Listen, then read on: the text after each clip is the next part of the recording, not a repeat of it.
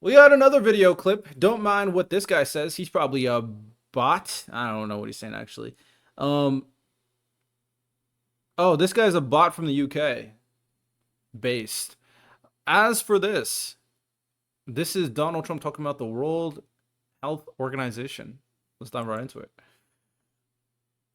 The World Health Organization has become nothing more than a corrupt globalist scam paid for by Based. the United States but owned and controlled by China. When the China virus reached our shores 3 years ago, the World Health Organization disgracefully covered the tracks of the Chinese Communist Party every single step of the way. For this reason, it was my great honor to terminate America's relationship with the World Health Organization. The United States was paying the World Health Organization almost $500 million a year. When I dropped out, I took it out of there. And for 330 million people, even though China was paying only $40 million for 1.4 billion people. So we had 330, they have 1.4, and we're paying more than 10 times the amount. That's typical for the United States because they don't know what the hell they're doing. Unfortunately, crooked Joe Biden foolishly re-entered the World Health Organization at the full price. So anything China's a part of is just crooked China. Like, it's just look, this viewpoint, it just makes no sense to me. But MAGA supporters are the same people that said we should conjure a relationship with Russia and North Korea. The World Health Organization is a group formed from the United Nations. It's like, I don't like, what are we doing? Why are we criminalizing an organization meant to deal with these global outbreaks? I don't get it. I just don't understand it. Do you want to criticize it for having America pay so many funds? I mean, I guess. Sure. How much funds are countries giving to the World Health Organization? Let's look that up. Let's see. How WHO is funded, voluntary contributions. Can I see the contributions? So the number one contributor in terms of funds is the United Kingdom, it seems. United Kingdom by far, actually. Where's the United States? These are mostly European countries. Uh, uh thematic funding. Seems like a lot of countries. So is he saying we're paying more than China and that's the problem? What about us compared to the other countries? I can't really distinguish what I'm looking at, to be honest. But it seems like we are not paying the most. It seems like the United Kingdom is paying much more. All right, here we go. Should I pull it up on here? You know what? Might as well. Let's pull it up here. So we're all on the same page, ladies and gentlemen. So here we go. Oh, actually, you don't need to see my notes. W notes. I want to bring up this. So here's the link for the World Health Organization for countries for funding, I believe, funding the WHO. So let's look at it.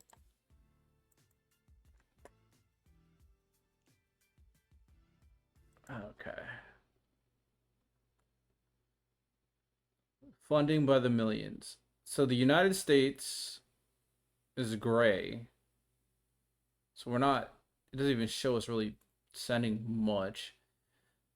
It should come to no surprise, but by far the biggest contributor to the World Health Organization is the United States. Oh, there we go. The United States is expected to contribute approximately 220 million to the World Health Organization. Why doesn't this why isn't this like glowing then? What am I looking at? What is this map for then? Alright, blah blah blah. In addition, China is expected to contribute approximately 115 million. The other countries that are expected to contribute significant amounts of money to the World Health Organization include Japan, which contributes 82 million, and Germany, which should contribute approximately 58 million. So you want to remove our funding because we're paying the most? I mean, we have the largest economy. I don't get like why does Donald Trump have an issue with the World Health Organization? Donald Trump just doesn't give two shits about the world. I'm not gonna lie. He just doesn't care. He don't care, bro. He just doesn't care. It's crazy that this is where we're at right now. It's just insane to me. I thought we liked without people. any negotiations or reforms. And now Biden is pushing to bypass the United States Senate to enter a pandemic treaty that would surrender American sovereignty to the World Health Organization, again controlled by China. The World Health Organization is controlled by China, but we pay the most, and we're the leader of the United Nations. But China controls it because I don't know. As for this treaty he's talking about, I need receipts because you're probably lying. I need receipts. The draft treaty would require the United States to send vast quantities of medical supplies to other countries in the event of another pandemic, and it would push aggressive censorship of free speech on issues of public health, just like they censored the truth about the Wuhan lab, which I said that's where it came from, remember. He's probably just chatting. As for the medical supplies, nothing wrong with that. Speech, I mean, I think it would have to determine what context speech would be limited. I would have to see that to really have a strong opinion. Because there's a legitimate conversation that can be have that speech can be dangerous when people's lives are at risk. So this is what I mean, right? So let's use an extreme example because that's the best way to articulate how this stuff works. An extreme example that all of us will understand. Very easy. Y'all watch World War Z?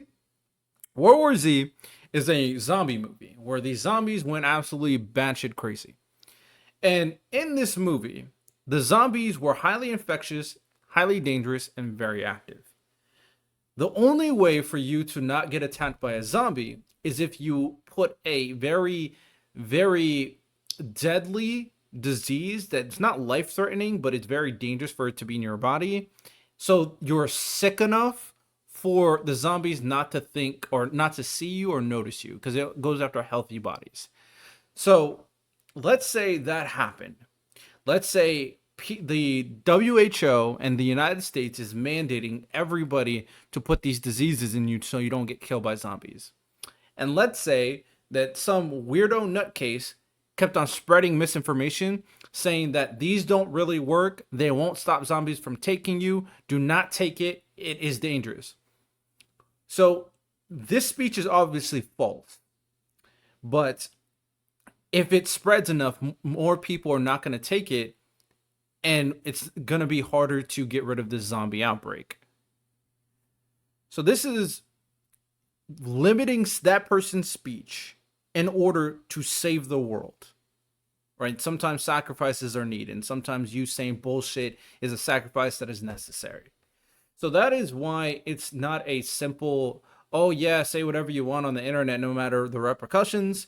Sometimes it's a situation where the world's best interest takes precedent over your bullshit conspiracy theory. Okay? So that's why, although I'm an advocate for free speech, of course, if it's serious enough, I think a conversation on limiting misinformation, if it's true, I'm against it. But if it's misinformation that is dangerous for the world as a whole, then I think there's a legitimate conversation to censor that speech, personally. Under the next Trump administration, that treaty will be immediately terminated. I would not allow public health to be used as a pretext to advance the march of global government. That's what they're doing, globalists. The United Yeah, let's help protect people from an outbreak, a global outbreak. Nah, Donald Trump's nah. You're just a globalist. Will withdraw from the corrupt World Health Organization, which, in light of its utter failure on COVID, they had a tremendous disaster on COVID. Yeah, I mean, they did what you did. Lockdowns. Didn't you do that? Didn't you take a while for it to do anything regarding COVID? I don't know, man. I don't To be know, man. completely abolished and replaced. Then I will work to forge a new coalition of nations that are strongly committed to protecting health while also upholding sovereignty and freedom. I want to thank you very much, but I also want to say this. I I hate could Donald have Trump so much. Oh renegotiated my the goodness. deal. I could have gone into the World Health Organization for What? $25 million. Biden didn't take that deal. You want us to only send 25 million? That's like proportional. It's just not even, doesn't even make sense. It doesn't make sense to send us.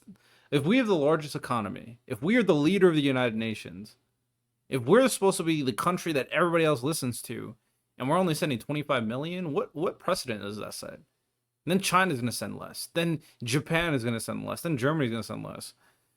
It's just so stupid, bro. It's just so dumb. It just doesn't make sense.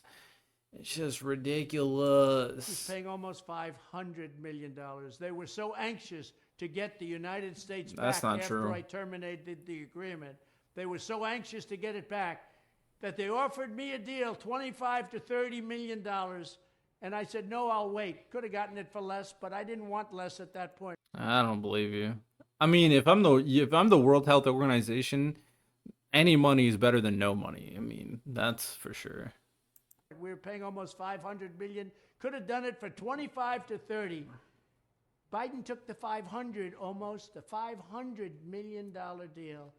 It just He lies knew he could have gotten religiously. back in for less. So why did he pay so much? But that's just one of many things that are wrong with our country. Such a powerful man just is able to say some of the most ridiculous things. How do you get people to resonate with what you're saying to counteract stuff like this? It just makes me think about how to connect to people, right? So this is how I'm imagining the current situation. So there's a few ways to kind of communicate to resonate with the specific feeling. This is how I imagine Donald Trump is doing it right now, and it probably is not intentional in the sense that it's not intentional in terms of his strategy. Well, it could be actually. A government smart as hell. So I'm gonna take that back. So this is how. Current America is obviously recovering from the COVID pandemic, where prices are going up, and even before that, housing prices are going up, and people are not able to live on minimum wage or live with low-income jobs and just live a fruitful and enjoyable life, especially with a family. So there's a frustration that money is a huge factor. So money is a tool to resonate with people. So we'll put that aside. Money, okay? So Donald Trump is able to connect with people because they don't have enough money. So in order to make them feel like the government is failing them, just make it very clear that the money that they do not have is being sent other places. Whether it's being sent to Ukraine, whether it's being sent to Israel, whether it's being sent to the World Health Organization. Okay? So money that is not mine is being sent somewhere else. Money that I need to live is being sent somewhere else. Very easy to understand and very easy to resonate with that emotion. So that's the first thing. So we got to the more nuanced and the more realistic and truthful and actual people who care about this country. We got to resonate with that emotion that I'm losing money. Where is it gone? So that's something that's important. Another thing that Donald Trump uses for his strategies to play into that is a enemy to guide the anger. So the feeling is there, but where's the anger should be at? Now, there's a few places that Donald Trump directs people's angers. First place he directs people's anger is the federal government. Okay. Second place he directs people's anger is the Democrats. Now, the third place he directs people's anger is other countries that are enemies of the country. So the way this works is that the Democrat point is more aligned with the government, especially since the Biden administration are Democrats. So you can kind of combine the two. And you look at the government and see where they're spending money, and if that money is not benefiting me as an individual, I think that money is wasted. It's getting wasted using it for Ukraine. It's getting wasted using it for Israel. Whether or not you understand the context of how the money and how the resources and the funds are actually being used is irrelevant, because you feel like the government is choosing to pay other places that's not helping me individually. So now I'm demonizing the government based off Donald Trump's rhetoric, okay? And then I know that the other countries aren't America's allies. That's already a precedent that has been set. So countries that are America's enemies, I mean, I don't know if I said allies, but enemies, are countries in the Middle East, China, Russia, North Korea. So you know that these people already have a negative sentiment. So you attach these countries towards things that are already money or things that are being kind of, they're gaining something from the despicable actions as characterized by Donald Trump in terms of the funds being distributed. So the way you do this is that the World Health Organization funds are being sent there. The China is part of UN. China is also part of the WHO. China benefits from the WHO in some way. China is our enemy. China is our mortal enemy. We send funds there.